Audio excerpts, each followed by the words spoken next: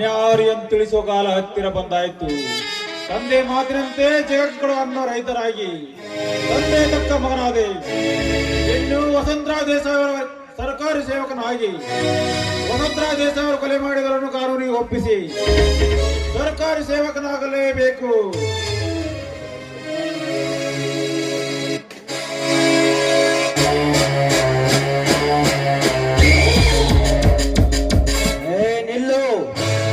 ಕಪಟಕಾರ ಸ್ಥಾನದಿಂದ ಬಲಿಕಿ ಶ್ರೀಮಂತರ ಪುಡಿಗಾಸಿಗೆ ನಾಲಿಗೆ ಚಾಚುವ ಗುಲಾಮ ಏನೆಲ್ಲೋ. ಯಾರನ್ನ ನೀನು? ಗುಲಾಮ ಸಂಘದಲ್ಲಿ 3 ಗುಂಡೆಯಲ್ಲಿ ಮುಚ್ಚುವ 3 ಲೋಕದ ಗಂಡೂಲಿಗೆ ಏಕಾದಿನದಲ್ಲಿ ಎಗರಾಡುತ್ತೀಯಲ್ಲ, ಯಾರು ನೀನು? ಯಾರು? ನಾನು ಯಾರೆಂಬುದನ್ನು ತಿಳಿಸುವುದಕ್ಕೋಸ್ಕರವೇ ಊರು ಸುತ್ತಿ ಶ್ರೀಮಂತರ ಗೌರವಭಂಗ ಮಾಡಿ ಧರ್ಮದ ದಾರಿ ತೋರಿಸುವ ಕಲಿಯುಗದ ಧರ್ಮರಾಯ. ಧರ್ಮರಾಯ ಧರ್ಮದ ದಾರಿಯನ್ನು ತೋರಿಸುವ ಧರ್ಮರಾಯನ ತಗೊಳ್ಳ ಕಾರಣ ಏನೆಂದು ಬಗಳೇ ಕಾರಣ ಕಂಡವರ ಆಸ್ತಿಯ ಮೇಲೆ ಕಣ್ಣು ಹಾಕುವ ನಿಮ್ಮಂತವರಿಗೆ ಕಾರಣ ಬೇರೆ ಕೇರು. ನಿನ್ ಜನ್ಮಕ್ಕೆಷ್ಟು ನಿನ್ನ ಕೈಯಲ್ಲಿರುವ ಕಾಗದ ಪತ್ರಗಳನ್ನು ಕೊಟ್ಟು ಒಮ್ಮನೆ ಹೊರಟು ಹೋಗು. ಲೇಖನ ನೀರು ಕೇಳಿದ ಸಕ್ಕಡ ಈ ಕಾಗದ ಪತ್ರ ಕೊಡಲಿಕ್ಕೆ ನಿಮ್ಮ ಅಪ್ಪನ ಮನೆ ಆಸ್ತಿ ಕಾಗದ ಪತ್ರ ತಿಳ್ಕೊಂಡು ಯಾವ ಬಾಚ ಹೆಚ್ಚಿಗೆ ಮಾತನಾಡಿದ್ರೆ ಹುಚ್ಚಿ ಕಳಿಸುವೆ ನಿನ್ನ ಬಾಯಲ್ಲಿ ಹಲ್ಲುಗಳನ್ನು. ಯಾಚರ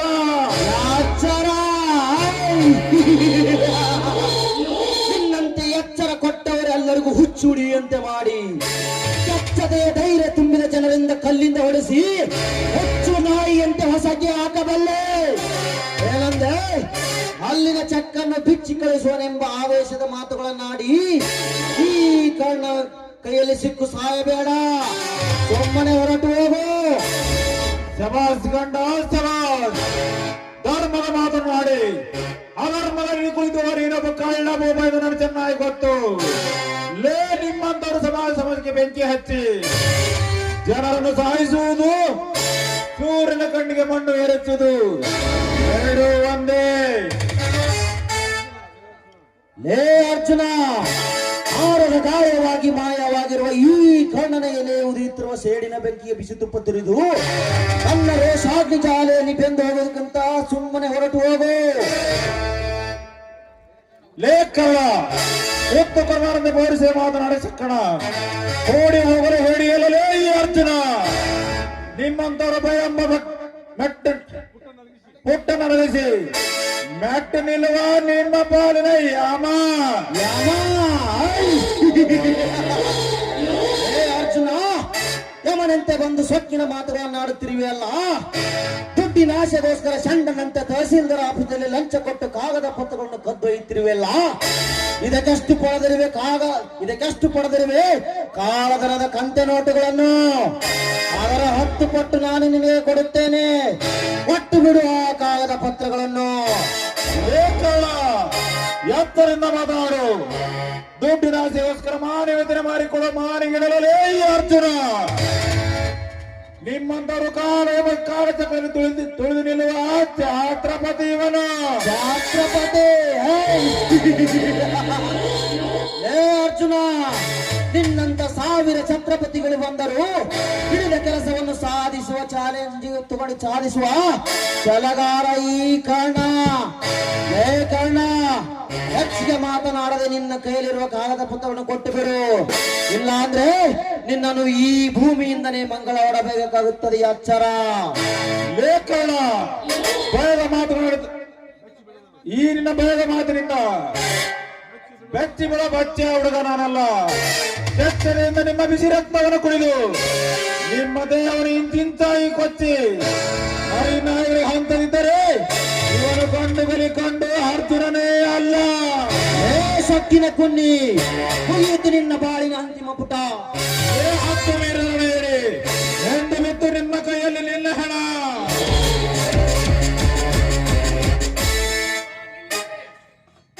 ಅರ್ಜುನ, ನೀನು ಮಾಡುತ್ತಿರುವುದು ಏನಪ್ಪ? ಆತ್ಮ ಕಾಯುವುದು ಧರ್ಮ, ತಲೆ ಕಾಯುವುದು ಮರ್ಮ. ನಿನ್ನ ಕೋಪಕ್ಕಾಗಿ ಪಾಪ ಮಾಡಕ್ಕೆ ಹೊಟ್ಟಿದ್ದಲ್ಲ, ಇದು ಸರಿಯೇನಪ್ಪ? ಅಣ್ಣ, ಕಾಡು ಹಕ್ಕಿ ಒಂದು ಗಾಯಗೊಂಡ ಗಂಡ ಸರ್ಪಕ್ಕೆ ಕಾಡು ಹಕ್ಕಿ ಒಂದು ಕುಕ್ಕಲು ಬಂದ್ರೆ ಕಚ್ಚದೆ ಬಿಟ್ಟಿದ್ದೇನಪ್ಪ. ಕಾರಣ ಇಲ್ಲದೆ ಮಾಡ ಹೋಮ ಮಾಡ ಮತ್ತು ಮನುಷ್ಯ ನಾನಲ್ಲಪ್ಪ. ಸುಮ್ಮನಿದ್ದ ನನ್ನನ್ನು ತಾಳು ಕೇರಿ ಜಗಳಕ್ಕೆ ಬಂದ ಅಷ್ಟರಲ್ಲೇ ನೀವು ಬಂದ್ರಿ. ನೋಡಪ್ಪ, ನೀ ಯಾರಂತೆ ಗೊರತೆ ಇಲ್ಲ, ನಿನ್ನು ಯಾವತ್ತೂ ನೋಡೇ ಇಲ್ಲ. ನನ್ನ ತಮ್ಮ ಸಣ್ಣ ಹಿರಿವಿಗಾದ್ರೂ ದ್ರೋಹ ಮಾಡಿದವನಲ್ಲ, ಅಂತವನ ಮೇಲೆ ಏಕೆಪ್ಪ ಜಗಳಕ್ಕೆ ಬಿದ್ದಿಲ್ಲ? ಅದು ಏಕಪ್ಪ ಹೇಳು. ನನ್ನ ತಮ್ಮನ ಪರವಾಗಿ ಮಾತನಾಡದನಂತ ಏನಾದರೂ ಸಂದೇಹ ಇದ್ದರೆ ಹೇಳು. ನನ್ನ ತಮ್ಮನನ್ನು ತಿಳಿದು ತಪ್ಪ ಮಾಡಿದರೆ ಒಡ ಹುಟ್ಟಿದ ಸೋದರನಂತೆ ಈ ಬಂದೂಕಿನಿಂದ ಸೊಟ್ಟು ಹಾಕಿ ಬಿಡುತ್ತೇನಪ್ಪ. ಯಾಕಂದ್ರೆ ಇವನು ನ್ಯಾಯ ನೀತಿ ಧರ್ಮವಂತರ ಮನೆಯತನದ ರಕ್ತವಪ್ಪ. ಇದು ನ್ಯಾಯಕ್ಕಾಗಿ ಹೋರಾಡತನ, ಸುಳ್ಳಿಗಾಗಿ ಅಲ್ಲಪ್ಪ. ಈ ಕಲಿಯುಗದಲ್ಲಿ ತಾವು ಮಾಡಿದ ತಪ್ಪನ್ನು ಇನ್ನೊಬ್ಬರ ಮೇಲೆ ಹೊರಿಸಿ ಅವರ ಬಾಳನ್ನೇ ಅಂತ್ಯ ಆಡುವ ಈ ಕಲಿಯುಗದಲ್ಲಿ ಹಿಂದೆ ಮುಂದೆ ನೋಡದೆ ಒಡ ಹುಟ್ಟಿದೆವನೆಂಬುದನ್ನು ಮರೆತು ತಪ್ಪು ಮಾಡಿದವರಿಗೆ ಪ್ರಾಯಶ್ಚಿತ್ತವಾಗಲೇಬೇಕೆಂದು ಹೇಳಿರಲ್ಲ. ನಿಮ್ಮಂತರು ಇರುವುದರಿಂದಲೇ ಈ ಕಲಿಯುಗದಲ್ಲಿ ನ್ಯಾಯ ನೀತಿ ಧರ್ಮ ಅನ್ನೋದು ಉಳಿದಿರುವುದು. ನಾನು ಮಾತನಾಡಿದ್ದು ತಪ್ಪಾಯ್ತು, ನನ್ನನ್ನು ಕ್ಷಮಿಸಿ ಬಿಡಪ್ಪ. ಹೇಳಪ್ಪ. ಆ ತಾಯಿ ಜಗನ್ಮಾತೆಯ ಆಶೀರ್ವಾದ ಸದಾ ನಿನ್ನ ಮೇಲೆ ಇರುತ್ತದೆ. ಯಾಕಪ್ಪ ಇಬ್ಬರು ಏಕೆ ಜಗಳ ಆಡಿದರಿ? ಹೇಳ್ತೇನಪ್ಪ, ಹೇಳ್ತೇನೆ. ಸತ್ಯವನ್ನು ಕಾಯುವ ನಿನ್ನ ಮುಂದೆ ಎಲ್ಲವೂ ಹೇಳುತ್ತೇನೆ. ಈ ನಿನ್ನ ತಮ್ಮ ತಹಸೀಲ್ದಾರ್ ಆಫೀಸ್ನಲ್ಲಿ ಲಂಚ ಕೊಟ್ಟು ಕಾಗದ ಪತ್ರಗಳನ್ನು ಕದ್ದೊಯ್ತಿದ್ದ. ಅದಕ್ಕೆ ಇವನನ್ನು ತಡೆದು ನಿಲ್ಲಿಸಿ ಕಾಗದ ಪತ್ರಗಳನ್ನು ಕೊಟ್ಟು ಬಿಡು ಎಂದೆ. ಹಠ ಮಾಡಿದ. ಅದಕ್ಕೆ ಸಿಟ್ಟಿಗೆದ್ದು ಇವನನ್ನು ಸುಡಲಿಕ್ಕೆ ಹೋದೆ. ಹೌದಣ್ಣ, ನಾನು ಆ ಜಮೀನ್ದಾರ್ ಕಾಗದ ಪತ್ರವನ್ನು ತೆಗೆದುಕೊಂಡು ಬರುತ್ತಿದ್ದೆ. ನನ್ನನ್ನು ತಡೆದು ಆ ಕಾಗದ ಪತ್ರವನ್ನು ಕೊಡು ಎಂದ. ನಾನು ಕೊಡುವುದಿಲ್ಲವೆಂದೆ. ಅದಕ್ಕೆ ಇವರಿಗೆ ಹೇಗೆ ಕೊಡಬೇಕು ಕಾಗದ ಪತ್ರ? ಆ ಪತ್ರದಿಂದ ಆಗುವ ಲಾಭವಾದರೂ ಏನು ಇವನಿಗೆ? ನೋಡಪ್ಪ, ಅವನ ತೆಗೆಸಿಕೊಂಡ ಕಾಗದ ಪತ್ರಗಳು ಜಮೀನುದಾರನ ಹೊಲದ ಕಾಗದ ಪತ್ರಗಳು. ಆ ಪತ್ರಗಳಿಂದ ನಿನಗೆ ಆಗುವ ನಷ್ಟಗಳು ಏನಪ್ಪ? ಆ ಪತ್ರಕ್ಕೆ ನಿನಗೆ ಸಂಬಂಧ ಆದರೆ ಏನಪ್ಪ ಹೇಳು? ಸಂಬಂಧ ಇದೆಯಪ್ಪ, ಸಂಬಂಧ ಇದೆ. ಸತ್ತು ಸ್ವರ್ಗದಲ್ಲಿರುವ ನನ್ನ ತಂದೆ ತಾಯಿಗಳಿಗೂ ಆ ಹೊಲಕ್ಕೂ ಸಂಬಂಧ ಇದೆ. ಏನಂತ ಹೇಳಲಿ? ನಿನ್ನ ಮಾತಿನ ಅರ್ಥ ಏನಂತ ಹೇಳಪ್ಪ? ನಿನ್ನ ಮನುಷ್ಯನ ನೋವು ಆದರೂ ಕಡಿಮೆ ಆಗುತ್ತದೆ. ಹೇಳುತ್ತೇನಪ್ಪ, ಹೇಳುತ್ತೇನೆ. ಧರ್ಮದ ದೊರೆಯಾದ ನಿನ್ನ ಮುಂದೆ ಎಲ್ಲವೂ ಹೇಳುತ್ತೇನೆ. ಇಂದಿಗೆ 25 ವರ್ಷಗಳ ಹಿಂದೆ ಈ ಊರಿನ ಜಮೀನ್ದಾರ್ ವಸಂತರಾವ್ ದೇಸಾಯಿ ನನ್ನ ತಂದೆ. ದಿಕ್ಕಲ್ಲದ ಪರದೇಶಗಳಾಗಿದ್ದ ಜಯರಾಜ್ ಪೃಥ್ವಿರಾಜರಿಗೆ ಕರೆದುಕೊಂಡು ಬಂದು ಅನ್ನ ಕೊಟ್ಟ ನನ್ನ ತಂದೆಗೆ ಕನ್ನ ಹಾಕಿ ನನ್ನ ಸರ್ವ ಆಸ್ತಿಯನ್ನು ಕಸಿದುಕೊಂಡು ನನ್ನನ್ನು ಪರದೇಶಿಯನ್ನಾಗಿ ಮಾಡಿ ಬಡವರ ಮೇಲೆ ಅಟ್ಟಹಾಸದಿಂದ ಮರೆಯುತ್ತಿದ್ದಾರೆ. ಸರ್ಪಗಾವಲು ಹಾಕಿ ನನ್ನ ಸರ್ವ ಆಸ್ತಿಯನ್ನು ಅವರಿಂದ ಮರಳಿ ಪಡೆದುಕೊಂಡು ಅವರು ಕಟ್ಟಿದ ಆ ಕೋಟೆಯನ್ನು ಚಿತ್ರ ಮಾಡಿ ನನ್ನ ತಂದೆ ತಾಯಿ ಆತ್ಮಕ್ಕೆ ಶಾಂತಿ ಕೊಡಿಸಿದಾಗಲೇ ನನ್ನ ಮನಸ್ಸಿಗೆ ಶಾಂತಿ. ಅಂದರೆ ನೀವು ವಸಂತರಾಯ್ ದೇಸಾಯಿ ಮಗ ಕರ್ಣ ದೇಸಾಯಿ? ಹೌದಪ್ಪ, ನಾನೇ ವಸಂತರಾವ್ ದೇಸಾಯಿ ಅವರ ಮಗ ಕರ್ಣ ದೇಸಾಯಿ. ನಿಮಗೆ ನನ್ನ ತಂದೆಯ ಬಗ್ಗೆ ಗೊತ್ತೇ? ಗೊತ್ತಪ್ಪ, ಗೊತ್ತು. ನಿನ್ನ ತಂದೆ ತಾಯಿಯರ ಬಗ್ಗೆ ಗೊತ್ತು, ನಿನ್ನ ತಮ್ಮಂದಿರ ಬಗ್ಗೆನೂ ಗೊತ್ತು. ನಿನ್ನ ತಂದೆ ತಾಯಿ ದ್ರೋಹ ಎಸಗಿದ ರಾಕ್ಷಸರ ಬಗ್ಗೆನೂ ಗೊತ್ತಪ್ಪ, ಜಯರಾಜ ಪೃಥ್ವಿರಾಜರು. ಹಾಗಾದ್ರೆ ನಿಮಗೆ ಏನು ಗೊತ್ತು ಹೇಳಿ, ಪ್ಲೀಸ್, ನಿಮಗೆ ಕೈ ಮುಗಿದು ಬೇಡಿಕೊಳ್ಳುತ್ತೇನೆ. ಹೇಳ್ತೀನಪ್ಪ, ಹೇಳ್ತೀನಿ. ನಿಮ್ಮ ತಂದೆ ತಾಯಿ ಕೊಲೆ ಮಾಡಿ ಸಾಯಿಸಿದ್ದು ನಿಜ. ನಿನ್ನ ತಮ್ಮಂದರು ಸತ್ತಿಲ್ಲಪ್ಪ, ಇದ್ದಾರೆ. ಏನು? ನನ್ನ ತಮ್ಮಂದಿರು ಬದುಕಿದ್ದಾರೆ? ಯಾರವರು? ಎಲ್ಲಿರುವರು? ಹೇಗಿರುವರು? ಹೇಳಪ್ಪ, ಹೇಳು. ಹೇಳ್ತೀನಪ್ಪ, ಹೇಳ್ತೀನಿ. ಈ ಸಮಾಜದಲ್ಲಿ ಸತ್ಯಕ್ಕೆ ಜಯ ಕೊಡಿಸಿ, ಅನ್ಯಾಯಕ್ಕೆ ಶಿಕ್ಷೆ ಕೊಡಿಸು ಅಂದಾಗ ಈ ನಮ್ಮ ಜನಕ್ಕೆ ಈ ಕಲಿಯುಗದಲ್ಲಿ ಸತ್ಯಕ್ಕೆ ಜಯ ಸಿಗುತ್ತೆ ಅನ್ನುವ ನಂಬಿಕೆ ಬರಲಿ. ಹೇಳ್ತೀನಪ್ಪ, ಹೇಳ್ತೀನಿ. ಬಡವರ ಬಂದ ದೀನ ದಲಿತರ ಈ ಊರಿನ ಯಜಮಾನ, ಈ ಊರಿನ ಹೆಣ್ಣ ಮಕ್ಕಳ ತಂದೆ ತಾಯಿ ಅಂತ ಇದ್ದ ನಿನ್ನ ತಂದೆ ನಿನ್ನ ಮನೆಯಲ್ಲಿ. ನನ್ನ ಅಕ್ಕ ಕೆಲಸಕ್ಕಂತೆ ನಿಮ್ಮ ಮನೆಯಲ್ಲಿ ಇದ್ದಳು. ನಾನು ನಮ್ಮ ಅಕ್ಕನಂತೆ ನೋಡಲಿಕ್ಕೆ ಮನೆಗೆ ಹೋಗಿದ್ದೇನು. ದೇವರ ಮನೆ ಅಂತ ಇದ್ದ ನಿಮ್ಮ ಮನೆ ಮಶಾನಾದ ಮೌನವೇ ಆವರಿಸಿ ಹೋಗಿತ್ತು. ಒಳಗೆ ಹೋಗು ನಿನ್ನ ತಂದೆ ತಾಯಿ ಒಳಗೆ ಹೋಗು ನೋಡೋಷ್ಟರಲ್ಲಿ ರಕ್ತದ ಮಡಿಲಿನಲ್ಲಿ ಜೀವ ಹಾರಿ ಹೋಗಿತ್ತಪ್ಪ. ಅದನ್ನ ಕಂಡು ಭಯದಿಂದ ನನ್ನ ಅಕ್ಕನನ್ನು ಕೂಗಲಾರಂಭಿದೆ. ಜೀವ ಹೋಗುವ ಸ್ಥಿತಿಯಲ್ಲಿ ಇದ್ದ ನನ್ನ ಅಕ್ಕ ನಿನ್ನ ಇಬ್ಬರು ತಮ್ಮದರು ಅವಳ ಮಗಳನ್ನು ಕಾಪಾಡುವುದಕ್ಕಾಗಿ ಒಂದು ಕೋಣೆಯಲ್ಲಿ ಬಚ್ಚಿಟ್ಟಿದ್ದಳು. ನಾ ಬಂದಿದ್ದನ್ನು ನೋಡಿ ನನ್ನ ಅಕ್ಕ ಈ ಮಕ್ಕಳನ್ನು ಕಾಪಾಡುವ ಜವಾಬ್ದಾರಿ ಆಡಲಕ್ಕೆ ಹೋದ ಕಾರಣ ಕಾಪಾಡುವ ಜವಾಬ್ದಾರಿ ನಿನ್ನದು ಅಂತ ಕೈ ಮೇಲೆ ಕೈ ಹಾಕಿ ವಚನ ತಗೋಷ್ಟರಲ್ಲಿ ಜೀವ ಬಿಟ್ಟು ಹೋದಳಪ್ಪ.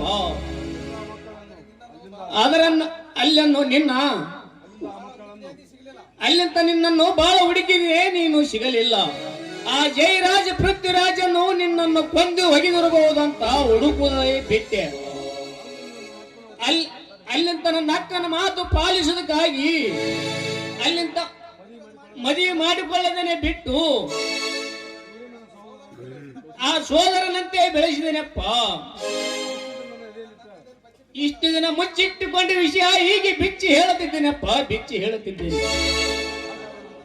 ಹಾಗಾದ್ರೆ ನನ್ನ ತಮ್ಮಂದಿರು ಎಲ್ಲಿದ್ದಾರಪ್ಪ?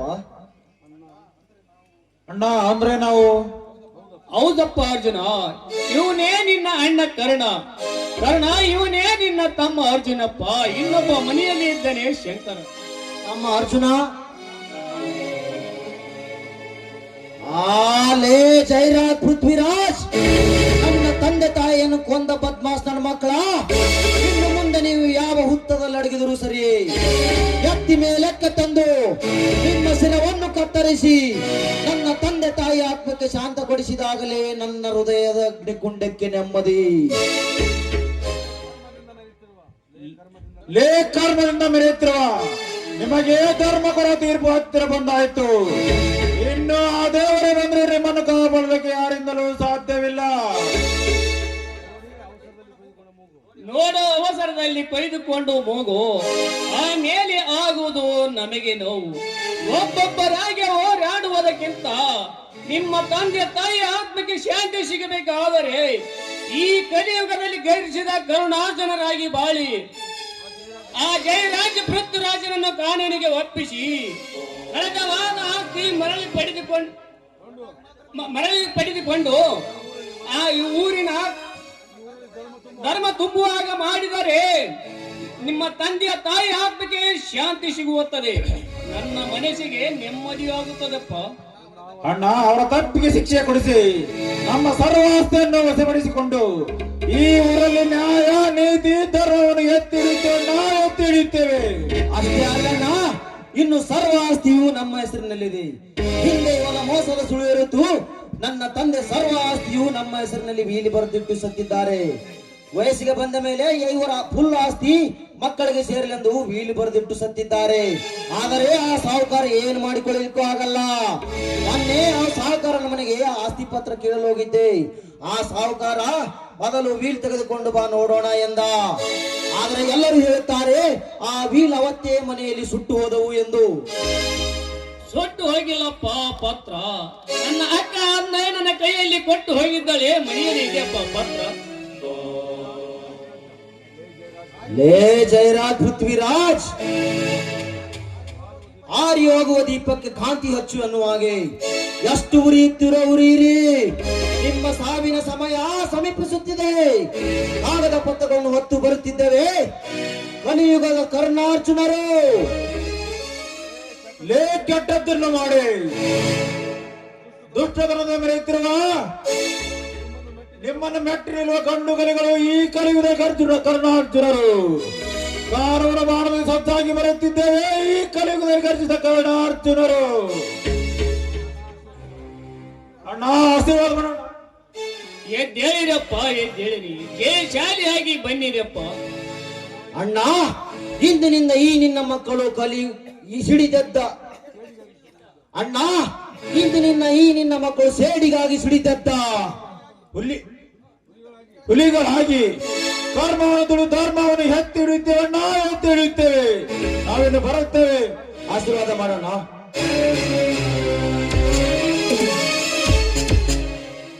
ತಾಯಿ, ನಿನ್ನ ಮಕ್ಕಳಿಗೆ ನೀನೇ ದಾರಿ ದೀಪವಾಗಬೇಕಮ್ಮ, ನೀನೇ ದಾರಿ ದೀಪವಾಗಬೇಕು.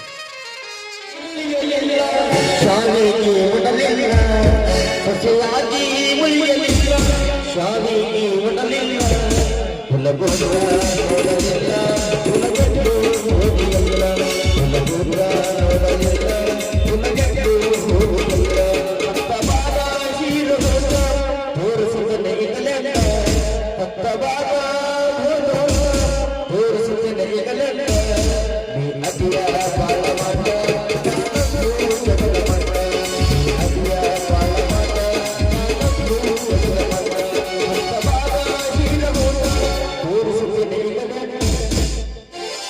ಯಪ್ಪ ಬ್ಯಾಡ್ರಿ ಯಪ್ಪ ಬ್ಯಾಡ ಅವನು ವಾಟರ್ ಮ್ಯಾನ್ ಕೆಲಸ ಅವನ ಆ ಮೆಂಬರ್ ಬರ್ತಾನ ನಮ್ಮ ಓಡಿ ನೀರ್ ಬಿಡು ಅಂತಾನ ಈ ಮೆಂಬರ್ ಬರ್ತಾನ ನಮ್ ಕೇರಿ ಬಿಡು ನೀರ್ ಬಿಡು ಅಂತಾನ ಅವನು ಯಾವ ಮಗನು ಒಂದ್ 10 ರೂಪಾಯಿ ಕಿತ್ ಕೊಡಲ್ರಿ ಖರ್ಚಿಗೆ ಅವನು ಸಾಕ್ ಹೋಗ್ಯದ್ರಿ ಅಪ್ಪ ಎಲ್ಲ ಯಾಕೆ ಸತ್ತೆ ಮಾರಿ ಅಂದ್ರ ಅವನು ಸುಟ್ಟು ಮುಳುಗಾಯದಂಗ ಇದಲ್ಲ ಏನಾಗೈತಿ ಏನ್ ಮಾಡೋದು ಬಸ್ಸ ಮುದುಕರ್ಗಿ ಎಣ್ಣೆ ಚಿಂತೆ ಹತ್ತಬಾರ್ದು ಇನ್ನು ಹುಡುಗರ್ಗಿ ಹುಡುಗಿಯರ್ ಚಿಂತೆ ಹತ್ತಬಾರ್ದು ಮುದುಕರ್ಗಿ ಎಣ್ಣೆ ಸಿಕ್ಕ್ರ ಗಟಾರ್ ದಂಡಿ ಹಿಡ್ತಾವ ಇನ್ನು ಹುಡುಗರ್ಗಿ ಹುಡುಗಿಯರ್ ಸಿಕ್ಕ್ರ ಬೀದಿ ಅಡ್ಡಾಡ್ತಾವ ಹಂಗ ಈ ಅಂಜಲಿ ಸಲುವಾಗ ಒಟ್ಟ ನೆಮ್ಮದಿನೇ ಇರ್ಲಾರ್ದಂಗ ನೋಡು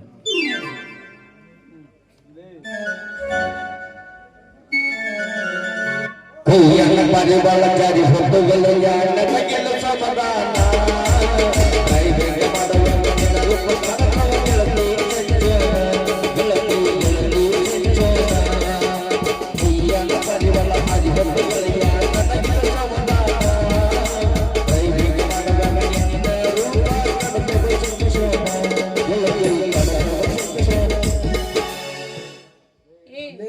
ಏನ್ ಮಾಡಾಕ್ತಾರ ನೀವಿಬ್ರು? ಲೇ ಸತ್ಯ ನಮ್ಮ ಊರಿಗೆ ಯಾರೋ ಹೊಸ್ತಾಗಿ ಸಾವಿರ ಬಂದಾಗ ಕಾಣ್ತದಲ್ಲಿ ನಮಸ್ಕಾರ ರೀ ಸಾಹೇಬ್ರ ತಾವ್ ಯಾರಂತ ಗೊತ್ತಲ್ಲ ನೋಡ್ರಿ ಅಯ್ಯೋ ನಾ ಯಾಕೆ ಅನ್ನೋದು ಇನ್ನ ಇವ್ರಿಗೆ ಗೊತ್ತಾಗಿಲ್ಲ ಅನ್ಸುತ್ತೆ. ಇದನ್ನ ಸ್ವಲ್ಪ ಮುಂದುವರ್ಸಿದ್ರಾಯ್ತು.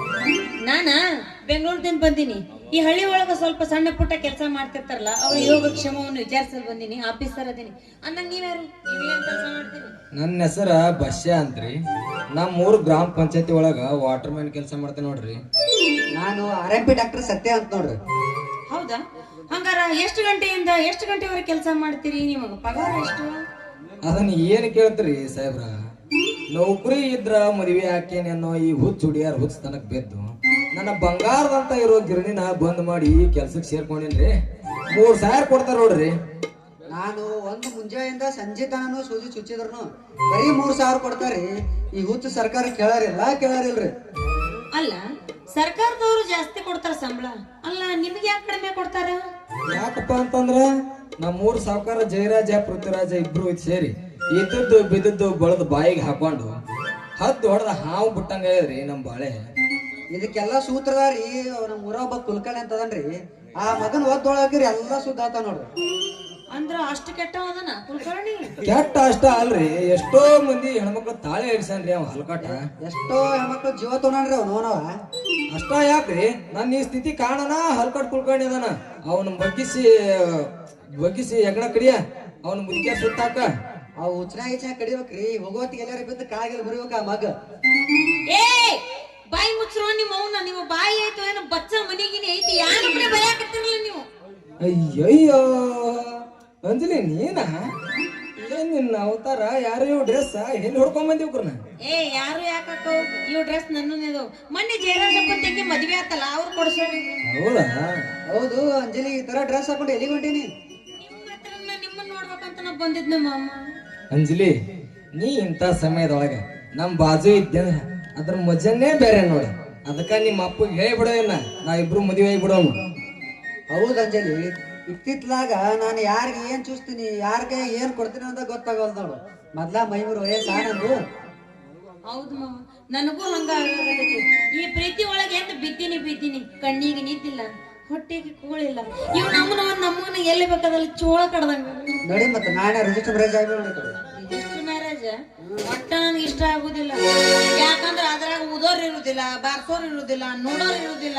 ನನಗೆ ಒಟ್ಟ ಹುರುಪು ಬರುದಿಲ್ಲ. ನಿನಗೆ ಹುರುಪು ಬರ್ಬೇಕಪ್ಪ ಅಂತಂದ್ರ ನಮ್ಮೂರ್ ಶ್ರೀಮನ್ ಮಹಾದೇವಿ ಜಾತ್ರೆ ಒಳಗೆ ಸಾಮೂಹಿಕ ಮದುವೆ ಐತಿ. ಅಲ್ಲಿ ಆಯ್ತು ಮದುವೆ ನಾವೇನ. ಹಂಗಾದ್ರೆ ಮತ್ತೆ ಆಗ್ತಾರ ಸುರು ಮಾಡಲ್ಲ.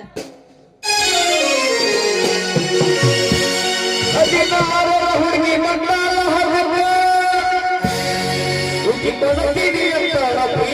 ಹುಟ್ಟಬೇಕ ಈ ಮೊದಲ ಜವಾರಿ ಮನಕ ಭಾವಮ್ಮಿ ಕನಕ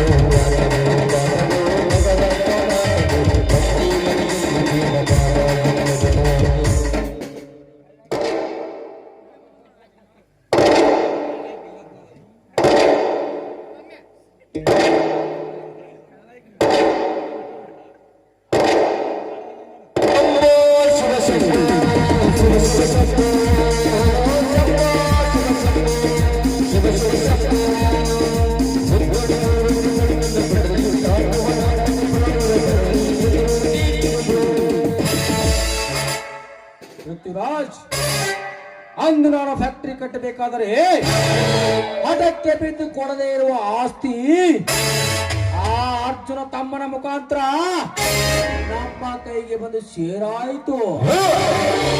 ಇನ್ನು ಮುಂದೆ ನಾವು ಫ್ಯಾಕ್ಟರಿಯನ್ನು ಸಲೀಸಾಗಿ ಕಟ್ಟಿ ಮುಗಿಸಬಹುದು.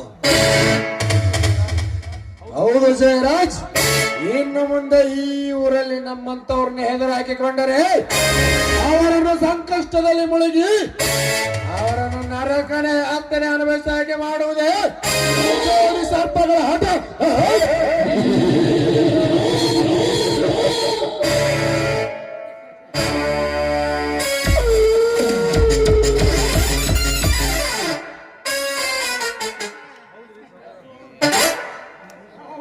ಸೌಕರ್ಯ ಜೀವ ಆದ್ರೂ ಬಿಡುದಿಲ್ಲ ಅಂತಾನ ಅರ್ಜುನನು ಹೊಲ ಹಂಗೆ ತಗೊಂಡ್ರಿ ಅಂತ್ರಿ. ಏ ಕುಲಕರ್ಣಿ, ನನ್ನ ತಂಗಿಗೆ ಇಲ್ಲ ಸಲ್ಲದ ಆಸೆಯನ್ನು ತೋರಿಸಿ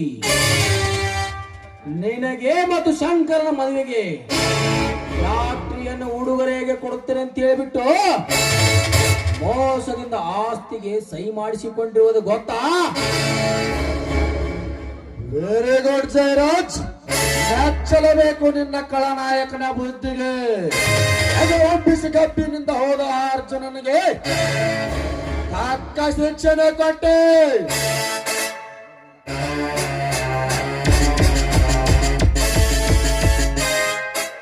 ಏನೇ ಶಿಕ್ಷೆ ಕೊಡಕ್ಕೆ ನೀವೇನು ಸುಪ್ರೀಂ ಕೋರ್ಟ್ ಕರ್ಮಧರ್ಮವನ್ನು ಹೋಗಿ ನೋಡುವ ಯಮದೂತರ ಬಳಸತನ್ನು ಹಂದಿಗಳು ನೀವು. ಏ ಶಂಕರ, ನಿಂತು ಮಾತನಾಡುತ್ತಿರುವನೆಂಬುದು ಅರಿವಿಟ್ಟು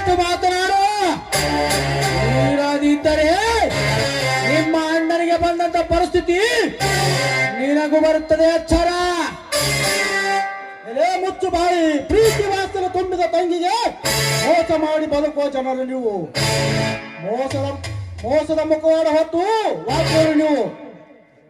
ಲೇ ಶಂಕರ್, ಈಗಲಾದರೂ ಗೊತ್ತಾಯ್ತಲ್ಲ ಹಸಿದ ಹುಲಿ ಮಾಂಸನೆ ತಿನ್ನುತ್ತದೆ ಹೊರತು ಹುಲ್ಲನ್ನಲ್ಲ ಅಂತ. ಎಲೆ ಪೃಥ್ವಿರಾಜ್, ಮೋಸವನ್ನು ಹರಿದು ತಿನ್ನಲಿಕ್ಕೆ ಜಿಕ್ಕಿ ಬರಿಗಳಲ್ಲ. ನಿಮ್ಮಂತ ಬೇಟೆ ಆಡುವ ಬೇಟೆಗಾರರು ನಾವು.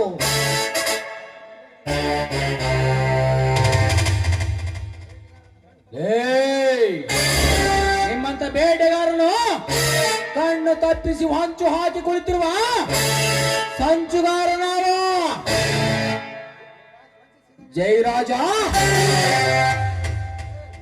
ಈ ಜಯರಾಜ್ ವಂಚಿಸಿದೆ ಎಂಬುದು ಉಮೇಶನಿಂದ ನಿಮ್ಮ ಸಾವಿನ ಸಂಸ್ಕಾರ ಕೂಡುವ ಗಂಡುಗನಿಯ ದೇವರ ಹುಟ್ಟಿಸ್ತಾನೆ. ಲೇ ಶಂಕರ್, ನೀತಿ ಎತ್ತು ಪಾಠಗಳನ್ನು ನಮ್ಮ ತಲೆ ಇಟ್ಕಕ್ಕೆ ನಮ್ಮನ್ನ ಮಹಬ್ಬಕರುಗಳೇ ಅಂದುಕೊಂಡೆಯ ಮೂರ್ಖ. ಆರಕ್ಕಾಗಿ ಬೆಳೆದಿರಬೇಕು ತೋಳಗಳು ನಾವು.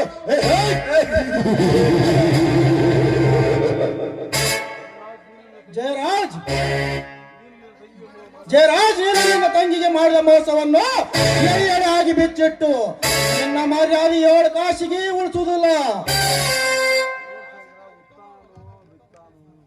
ನೋಡಪ್ಪ ಶಂಕರ, ಉತ್ತವನ ಹೊಲ ಬಿತ್ತೋಣ ಕೆಡ್ಸ್ಯಾನ ಅಂತ ಹೇಳಿ ಮಾತಿನ ಅರ್ಥ. ಎಲೆ ಕುಲಕರ್ಣಿ, ನಿಮ್ಮಂತ ಗೂಢನರಿಗಳಿಂದಲೇ ಮಾತನಾಡುವುದರಿಂದಲೇ ಇಂಥವರು ಜಿಗಿದಾಡಿ ಮಾತನಾಡುತ್ತಿರುವುದು.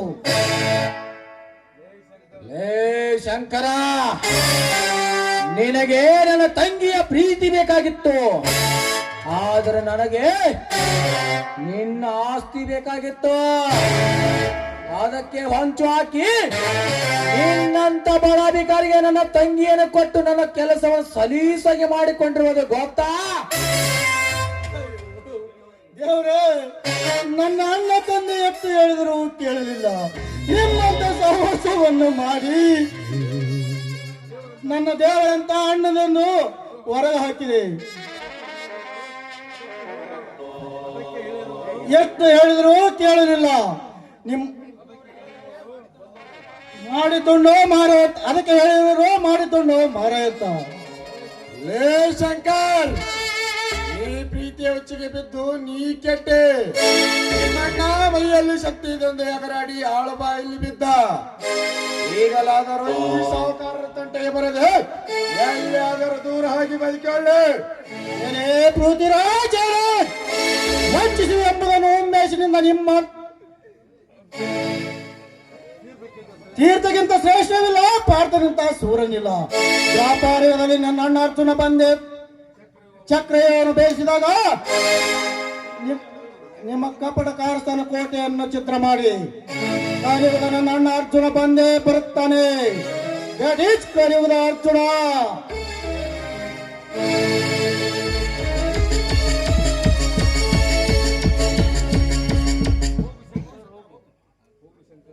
ಹೋಗು ಶಂಕರ, ಹೋಗು.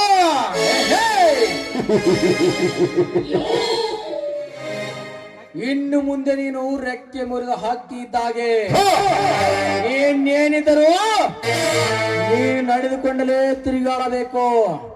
ಯಾಕಂದ್ರೆ ಹಾರಲಿಕ್ಕೆ ಆಗುವುದಿಲ್ಲ, ಆದರೆ ರೆಕ್ಕೆ ಮುರಿದಿರುವ ಕಟುಕ ನಾನು.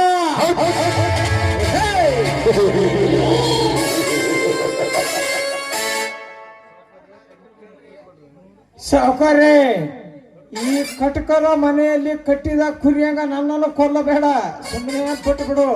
ಬ್ಯಾಗರದು ಹಾದ್ರು ಬುಡದಲ್ಲ ಅಂತಾನ ಈ ಕಟಕ. ಏನ್ ಮಾಡ್ತಾನ ಮಾಡಲೇಕ, ಹೋಗ ನೋಡ್ರಿ.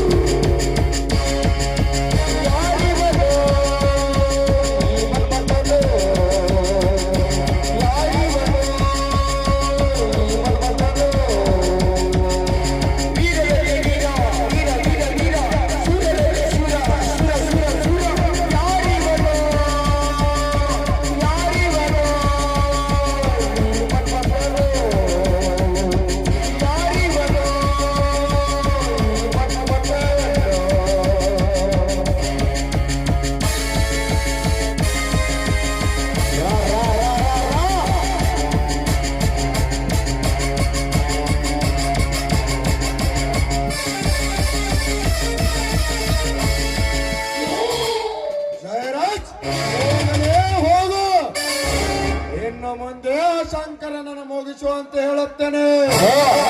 ನಂತರ ನಿನ್ನ ತಂಗಿಯಿಂದಲೇ ನಿನ್ನನ್ನು ಮುಗಿಸಿ ನಿನ್ನ ಸಾಮ್ರಾಜ್ಯಕ್ಕೆ ಅಧಿಪತಿ ಆಗದಿದ್ದರೆ ನನ್ನ ಹೆಸರು ಅಂಟದ ಬಂಟ ಪೃಥ್ವಿರಾಜನೇ ಅಲ್ಲ.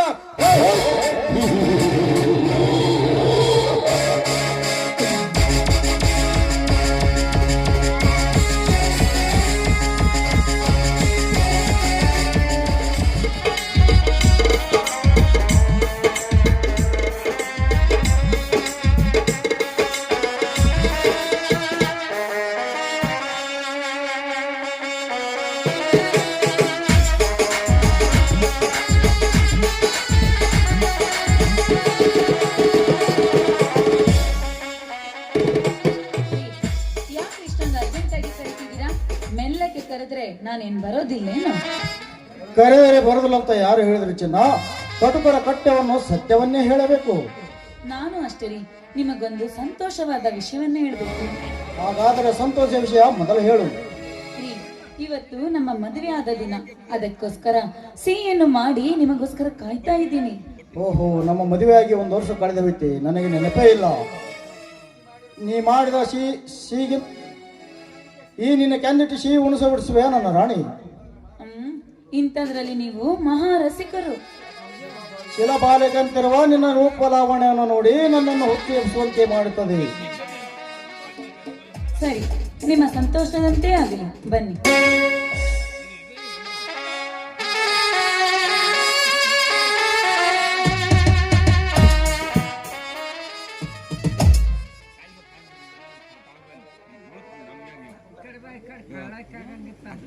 ಈಗ ನಿಮ್ಮ ಮನಸ್ಸಿಗೆ ಸಂತೋಷವಾಯ್ತಾ?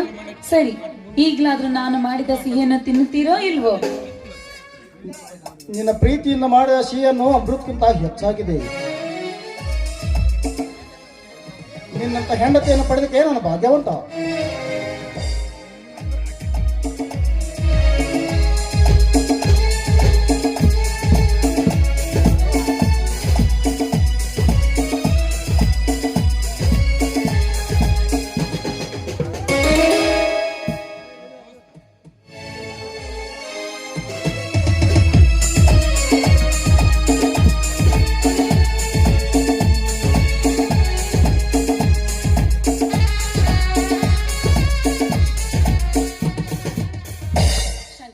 ತೆಗೆದುಕೊಳ್ಳಿ ಶಂಕರ್.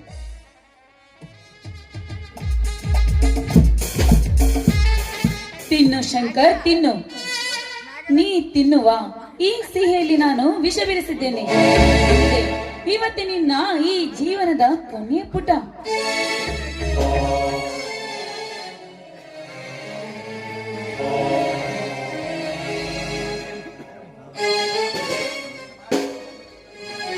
ಶೀಲಾ, ನೀನು ಮಾಡಿದ ಅಮೃತಕ್ಕಿಂತ ಸಿಹಿ ಹೆಚ್ಚಾಗಿದೆ. ನಿನ್ನಂತ ಹೆಂಡತಿಯನ್ನು ಪಡೆದಕ್ಕೆ ನಾನು ಭಾಗ್ಯವಂತ. ಈ ಭಾಗ್ಯಕ್ಕಾಗಿ ಅಲ್ಲವೇ ನಾನು ನಿಮಗೆ ಸಿಹಿಯನ್ನು ತಿನ್ನಿಸಿದ್ದು? ಶೀಲಾ, ಶೀಲಾ, ನನ್ನ ತಲೆ ಹೇಗೆ ತಿರುಗಂಗಾಗ್ತಿದೆ, ಹೊಟ್ಟೆಯಲ್ಲಿ ಝಳಝಳವಾಗ್ತಿದೆ. ಶೀಲಾ, ನನ್ನ ಜೀವನದಂತಾಯ್ತು.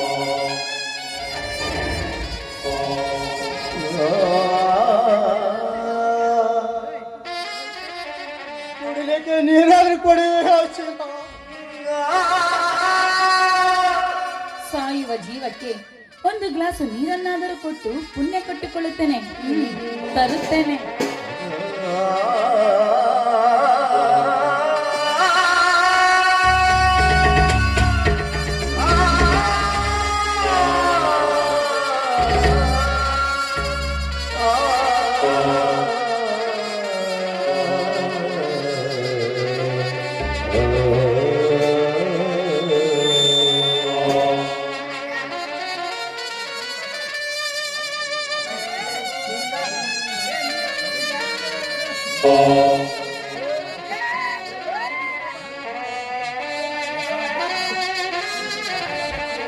ಅಯ್ಯೋ ಶೀಲ, ನನ್ನ ಜೀವವೇ ಓದಂಗಾಗ್ತಿದೆ. ಉಳಿಲಿಕ್ಕೆ ನೀನೇನು ಅಮೃತ ಕುಡ್ದಿವಲ್ಲ ಶಂಕರ್, ಕುಡಿದಿರುವುದು ವಿಷ. ಅರೆ, ನಿನ್ನ ಮಾತಿನ ಅರ್ಥ ಶಂಕರ್, ಈ ಬಡತನದ ಬೇಗೆಯಲ್ಲಿ ನಿನ್ನ ಜೊತೆ ಬಾಳೋದಕ್ಕೆ ನನಗಿಷ್ಟ ಇಲ್ಲ. ಅದಕ್ಕೋಸ್ಕರ ನಾನು ನೀನು ತಿನ್ನುವ ಸಿಹಿಯಲ್ಲಿ ವಿಷ ಬೆರೆಸಿದ್ದೇನೆ. ತಪ್ಪು ಮಾಡಿಬಿಟ್ಟೆ ಶೀಲ, ತಪ್ಪು ಮಾಡಿಬಿಟ್ಟೆ. ನನಗೆ ನೀನೊಬ್ಬ ಸೋಕಿ ಮಾಡುವ ನಿನ್ನಂತ ನೀನೊಬ್ಬ ಸೋಕಿ ಮಾಡುವ ಹುಚ್ಚು ಹೆಣ್ಣಂತ ತೋರಿಸಿಬಿಟ್ಟೆ ಈ ಸಮಾಜಕ್ಕೆ. ನಾನು ವಿಷ ಉಣಿಸುವಂತ ತಪ್ಪು ನಾನೇನು ಮಾಡಿದ್ದೆ ಶೀಲ, ನಾನೇನು ಮಾಡಿದ್ದೆ?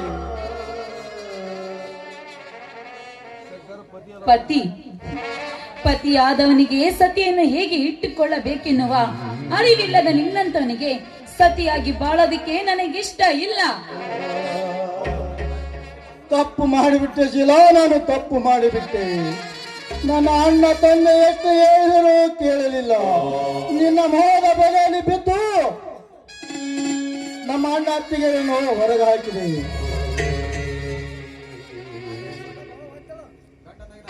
ಗಂಡನಾಗಿ ಮಾಡಿದ್ದು ನನ್ನ ದೊಡ್ಡ ತಪ್ಪು. ನಿನ್ನ ಪ್ರೀತಿಗೆ ಮರುಳಾಗಿ ನಿನ್ನ ತಾಳಕ್ಕೆ ತಕ್ಕಂತೆ ಕುಡಿದಿರಲ್ಲ, ಅದು ಮೊದಲನೇ ತಪ್ಪು. ನಿನ್ನ ಮಾತನ್ನು ಕೇಳಿ ನನ್ನ ಅಣ್ಣ ಅತ್ತಿಗೆಯನ್ನು ಹೊರಗೆ ಹಾಕಿದನಲ್ಲ, ಅದು ಮೊದಲನೇ ತಪ್ಪು. ನಿನ್ನನ್ನು ಮಾಡಿಕೊಂಡು ಲಘು ಲಗಾಮನೆಗೆ ಬಿಟ್ಟನಲ್ಲ, ಅದು ದೊಡ್ಡ ತಪ್ಪು. ತಪ್ಪು ಒಪ್ಪುಗಳನ್ನು ತೂಗಿ ಹೇಳಲು ಇದು ನ್ಯಾಯಾಲಯವಲ್ಲ, ನೀನು ಲಾಯರೂ ಅಲ್ಲ. ಹೆಸರಿಗಷ್ಟೇ ಈ ಕಿತ್ತೋಗಿರೋ ತಾಳಿ ಕಟ್ಟಿರುವ ನೀನೊಬ್ಬ ಗಂಡನೆಂಬ ಪದ ಮಿಂಡನ ಬಯಸುವ ನಿನ್ನಂತ ರಂಡಿಗೇನು ಗೊತ್ತೇ ತಾಳಿಯ ಮಹತ್ವ. ತಾಳಿ ಕಟ್ಟಿದನೆಂದು ಈ ರೀತಿ ಬಡತನದಲ್ಲಿ ಬಾಳಲಿಕ್ಕೆ ನಾನೇನು ಬಿಕಾರಿ ಅಲ್ಲ, ಶ್ರೀಮಂತ ಸಾಹುಕಾರನ ತಂಗಿ ಅನ್ನೋದು ಮಾತ್ರ ಮರಿಬೇಡ. ನಿಮ್ಮ ಅಣ್ಣ ತಂಗಿ ಜನ್ಮಕ್ಕೆ ಬೆಂಕಿ ಹಾಕ.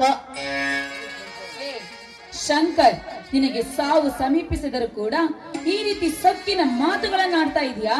ನೀನು ಸತ್ತರೆ ನಿನ್ನನ್ನು ಹೊರುವವರು ಯಾರು ಇಲ್ಲ ಇಲ್ಲಿ. ಎಲೆ ಹುಚ್ಚು ಹೆಣ್ಣೆ, ಪ್ರೀತಿಗಾಗಿ ಸೋಕಿ ಮಾಡುವ ಗಂಡನನ್ನು ಬೆಲೆ ತೆಗೆದುಕೊಂಡು ಬಂಡ ಹೆಣ್ಣು ನೀನು.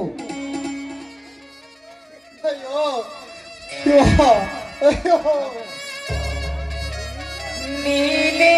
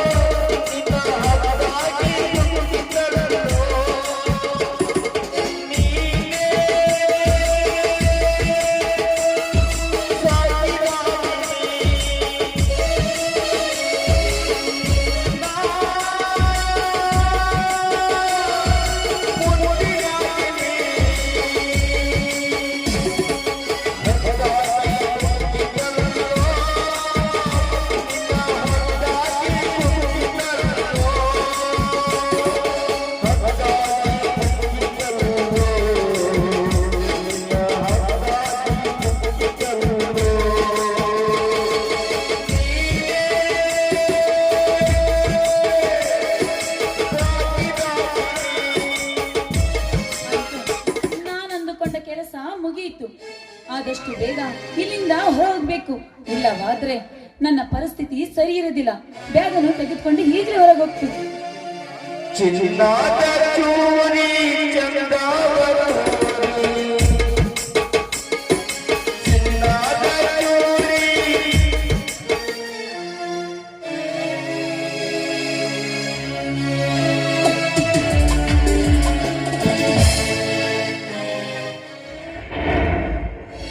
ಇವನನ್ನು ನೋಡಿದರೆ ಜೀವನವೇ ಬೇಸರವಾಗಿ ವಿಷ ಕೊಡದಂತೆ ಕಾಣುತ್ತದೆ.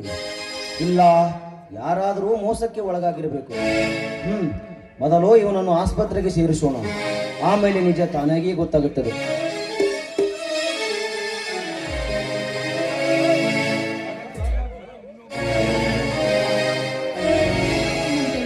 ಪೃಥ್ವಿರಾಜ್ ಇಷ್ಟೊತ್ತಾದ್ರೂ ಬರಲೇ ಇಲ್ಲ. ಇನ್ನು ಮುಂದೆ ನಾವು ಯಾವ ಚಿಂತೆ ಇಲ್ಲದೆ ಪೃಥ್ವಿರಾಜನ ಜೊತೆಗೆ ಹಾಯಾಗಿರ್ಬೋದು.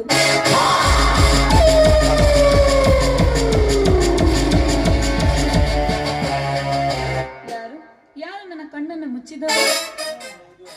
ನಾನು ರಾಣಿ, ನಿನ್ನ ಮನದರಸ ಪೃಥ್ವಿರಾಜ್. ಶ್ರೀರಾಮನಿಗಾಗಿ ಆ ಶಬರಿಕಾ ತಂತೆ ನಿಮಗಾಗಿ ನಾನು ಬಂದ ಪಕ್ಷಿಯಂತೆ ಕಾದಿದ್ದೇನೆ. ಯಾಕಿಷ್ಟು ಲೇಟು? ಸರಸದ ಸುಖಕ್ಕಂತೆ ಬರುತ್ತಿರುವಾಗ ಒಂದು ಇಂಪಾರ್ಟೆಂಟ್ ಕೆಲಸ ಬಂತು, ಅದಕ್ಕೆ ಸ್ವಲ್ಪ ಲೇಟ್ ಆಯ್ತು. ಅವರು ಏನಿದೆ ಕೈಯಲ್ಲಿ ಬ್ಯಾಗು, ಎಲ್ಲಿಗೆ ಹೊರಟಿವೆ? ಪೃಥ್ವಿರಾಜ್, ಇದೇನ್ ಮಾತಾಡ್ತಾ ಇದ್ದೀರಾ ನೀವು? ನಿಮ್ಮ ಜೊತೆ ಸಿಟಿಯಲ್ಲಿ ಹಾಯಾಗಿರ್ಬೇಕಂತ ಆ ಮಾಡಿಕೊಂಡ ಗಂಡನನ್ನು ವಿಷ ಹಾಕಿ ಆ ದರಿದ್ರ ಮನೆಯನ್ನು ಬಿಟ್ಟು ಬಂದಿದ್ದೇನೆ. ಹಾಯಾಗಿ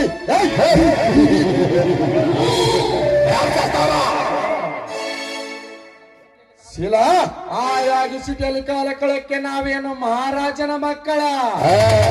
ಅಷ್ಟಕ್ಕೂ ಸಿಟಿಯಲ್ಲಿ ಬದುಕಬೇಕಾದರೆ ಕುರುಡು ಕಾಂಚನ ನಮ್ಮ ಕೈಯಲ್ಲಿ ಕುಣಿಯುತ್ತಿರಬೇಕು.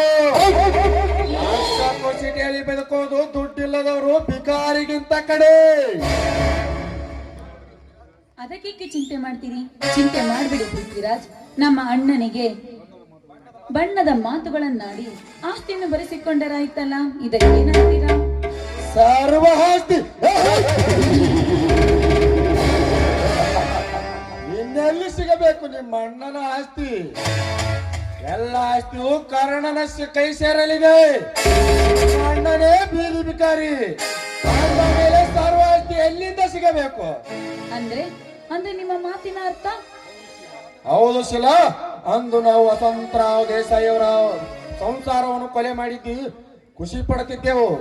ಅದೇಗೋ ಗೊತ್ತಿಲ್ಲ, ಅವನ ಮಗ ಕರ್ಣ ಬದುಕಿ ಬಂದು ತಹಶೀಲ್ದಾರ್ ಮುಖಾಂತರ ಆಸ್ತಿಯನ್ನು ಅವನ ಹೆಸರಿಗೆ ಬರೆಸಿಕೊಂಡು ಬಿಟ್ಟಿದ್ದಾನೆ. ಇನ್ನು ಮುಂದೆ ನಿಮ್ಮ ಅಣ್ಣನಿಗೆ ಆ ದೇವರೇ ಗತಿ. ಇಷ್ಟು ದಿವಸ ನಮ್ಮ ಅಣ್ಣನ ಜೊತೆಗೆ ನೀವಿದ್ರಲ್ಲ, ನಿಮಗೇನು ಮಾಡ್ಲಿಲ್ವಾ? ಶೀಲಾ, ನಿಮ್ಮ ಅಣ್ಣನೊಬ್ಬ ಆಶಬುರುಕ ನಾಯಿ ಇದ್ದಾಗೆ. ಇಷ್ಟೆಲ್ಲ ಆಸ್ತಿ ಇದ್ದರು ಕೇವಲ 3 ಎಕರೆ ಆಸ್ತಿಗೋಸ್ಕರ ನಿನ್ನನ್ನು ನನಗೆ ಕೊಡುತ್ತೇನೆಂದು ಸುಳ್ಳು ಹೇಳಿ ಕೊನೆಗೆ ನಿನ್ನನ್ನು ಹಾಳು ಬಾಯಿಗೆ ನೂಕಿದ. ಇದನ್ನೆಲ್ಲ ಅರಿತ ನಾನು ಹಂಚಿಕೊಳ್ಳುವ ತೀರ್ಮಾನಕ್ಕೆ ಬಂದೆವು. ಮೊದಲೇ ಆಶಬುರುಕ ಇದ್ದಾಗೆ ಇದ್ದ ನಿಮ್ಮ ಅಣ್ಣ ಸರ್ವ ಆಸ್ತಿಯು ತಾನೇ ತೆಗೆದುಕೊಂಡು ಕೊಟ್ಟು ಬಂಗಾರವನ್ನು ನನಗೆ ಕೊಟ್ಟು ಕಳಿಸಿದ. ನಿಮ್ಮಣ್ಣ ತೋಡಿದ ಬಾಯಲ್ಲಿ ತಾನೇ ಬಿದ್ದ ಮಿಕ ನಿಮ್ಮಣ್ಣ. ಈಗ ನಿಮ್ಮಣ್ಣನ ಆಸ್ತಿ ಕಾರಣನ ಸ್ವತ್ತು, ದೊಡ್ಡ ಬಂಗಾರ ಈ ಪೃಥ್ವಿರಾಜನ ಸ್ವತ್ತು. ಏನಿದೆ ಈ ಪೃಥ್ವಿರಾಜನ ಗತ್ತು? ಇದು ಒಳ್ಳೆದೇ ಆಯ್ತಲ್ಲ. ಬನ್ನಿ, ಈ ಹಣ ಬಂಗಾರದಿಂದ ನಾವು ಹಾಯಾಗಿರೋಣ, ನಡಿ. ಅದೆಂದಿಗೂ ಸಾಧ್ಯವಿಲ್ಲ ಶೀಲಾ. ನಿನ್ನ ದಾರಿಯೇ ಬೇರೆ, ನನ್ನ ದಾರಿಯೇ ಬೇರೆ. ಹಿಂದಿಯ ಜೊತೆ ಸಂಬಂಧ ಬೆಳೆಸೋದು ಎಂದಾದರೂ ಉಂಟಾ? ಪೃಥ್ವಿರಾಜ್, ಅಂದ್ರೆ ನಿಮ್ಮ ಮಾತಿನ ಅರ್ಥ? ಅಂದು ನಿಮ್ಮ ಬಣ್ಣದ ಮಾತುಗಳಿಗೆ ಮರಳಾಗಿ ಮೆಚ್ಚಿಕೊಂಡ ಗಂಡನನ್ನು, ನೆಚ್ಚಿಕೊಂಡ ಮನೆಯನ್ನು ಬಿಟ್ಟು ಬಂದೆನಲ್ಲ. ಈ ರೀತಿ ಮಾಡೋದು ಸರಿನಾ? ಈ ನನ್ನ ಸರ್ವ ಆಸ್ತಿಗೂ ನೀನೇ ಮಹಾರಾಣಿ ಅಂತ ಹೇಳಿದ್ದೆಲ್ಲ ಸುಳ್ಳ? ನೋಡು ಶೀಲಾ, ಅಂದು ನಿನ್ನ ಯೌವನದ ಇಂದ್ರಿಗಳಿಗೆ ತೃಪ್ತಿ ಬೇಕಾಗಿತ್ತು, ಅದಕ್ಕೆ ಸುಖ ಕೊಟ್ಟೆ ನಮ್ಮ ಮಾತ್ರಕ್ಕೆ ಸೂಳೆ ಆಗಿ ಇಟ್ಟುಕೊಳ್ಳಬೇಕೆಂಬುದು ಯಾವಾಗಾದರೂ ನಿಯಮ ಇದೆಯಾ ನಿನ್ನ ಸಮಾಜದಲ್ಲಿ? ಏನು ಅರಿಯದ ಹೆಣ್ಣು ಮಕ್ಕಳಿಗೆ ಬಣ್ಣದ ಮಾತುಗಳನ್ನಾಡಿ ಅವರ ತುಂಬಿದ ಸಂಸಾರವನ್ನು ಹಾಳು ಮಾಡಿ ಆ ಹೆಣ್ಣಿನ ಶೀಲ ಜೊತೆ ಆಟವಾಡುವ ನಿನ್ನಂತ ಬೀದಿ ನಾಯಿಗಳಿಗೆ ನಡು ದಾರಿಯಲ್ಲಿ ನಿಂತು ಸುಟ್ಟು ಹಾಕಬೇಕು. ಎಂದು ನೀನು ಕಾಮದಾಸಿಗೆ ನಿನ್ನ ಗಂಡನನ್ನು ಬಿಟ್ಟು ಬಂದಿರುವೆ, ನಾಳೆ ನನ್ನನ್ನು ಬಿಟ್ಟು ಹೋಗೋದಿಲ್ಲಕ್ಕೆ ಏನು ಗ್ಯಾರಂಟಿ? ಅಂದ ಮೇಲೆ ಗಂಡನನ್ನು ಬಿಟ್ಟು ಮಿಂಡರ ಜೊತೆ ಮಲಗುವ ನೀನೊಬ್ಬಳು ಗಾರೆತಿಸೋಗಿನ ಸೂಳೆ. ಹೌದು, ನಾನು ಕಾಮದಾಸೆಗೆ ಬದುಕುವ ಹೆಣ್ಣು ಸೂಳೆ. ನೀನು ಹಣಕ್ಕಾಗಿ, ಆಸ್ತಿಗಾಗಿ, ಹೆಣ್ಣಿನ ಸುಖಕ್ಕಾಗಿ ಬಾಳುವ 3 ಬಿಟ್ಟ ಗಂಡು ಸೂಳೆ. ಅದಕ್ಕಾಗಿ ಕವಿಗಳು ಹೇಳುತ್ತಾರೆ, ಎಚ್ಚರ ತಂಗಿ ಎಚ್ಚರ, ಇಂಥ ಕಾಮದ ಹುಚ್ಚರಿದ್ದಾರೆ ಎಚ್ಚರ ಅಂತ.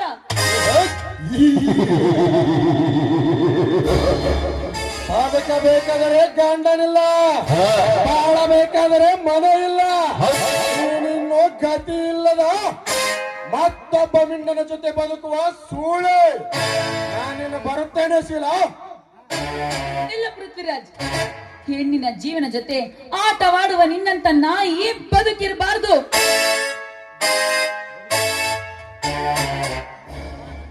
ಶೀಲಾ, ನಿನ್ನಂತ ನೂರಾರು ಹೆಣ್ಣುಗಳು ಸಿಟ್ಟಿಗೆದ್ದು ಸಾಯಿಸಲಿಕ್ಕೆ ಬಂದಾಗ ಮಾಷಾಣ ಕಟ್ಟಿದ ಮಹಾದೀಶ ಇವನು.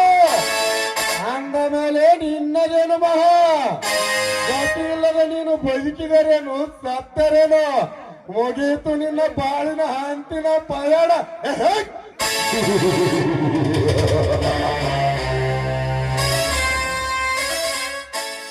ಹೇ ಮಗನ, ಹೆಣ್ಣು ಮಕ್ಕಳ ಶೀಲದ ಜೊತೆ ಆಟವಾಡುವ ನಿನ್ನಂತ ಕ್ರೂರ ಮಗಳನ್ನು ಕೊಲ್ಲುವುದಕ್ಕಾಗಿ ಹುಟ್ಟಿ ಬಂದಿರುವ ಅವತಾರ ಪುರುಷ ಈ ಕರ್ಣ. ಸಂಬಂಧವಿಲ್ಲದ ವಿಷಯದಲ್ಲಿ ಪದೇ ಪದೇ ಈ ಪೃಥ್ವಿರಾಜನೇ ಹೆದರಾಕೊಳ್ಳುತ್ತಿರುವೆ ಅಲ್ಲ, ಇದರ ಪರಿಣಾಮ ನೆಟ್ಟಾಗಿರುವುದಿಲ್ಲ. ಎಚ್ಚರ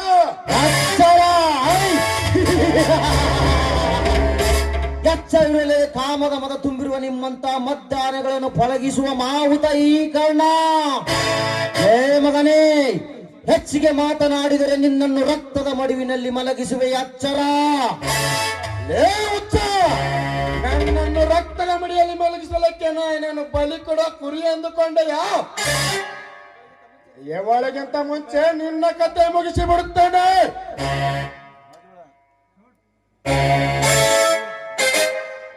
ನಿಲ್ಲಮ್ಮ. ನೀನು ಮಾಡಿದ ಅನ್ಯಾಯಕ್ಕಾಗಿ ನಾನು ಕೊಡುವ ಅಂತಿಮ ಶಿಕ್ಷೆ. ನಿಲ್ಲಮ್ಮ, ಏನ್ ಮಾಡ್ತಿರುವೆ ನೀನು? ನನ್ನಂತ ಪಾಪಿ ಬದುಕಿರಬಾರ್ದು. ಪಾಪಕ್ಕೆ ತಕ್ಕ ಪ್ರಾಯಶ್ಚಿತ್ತ.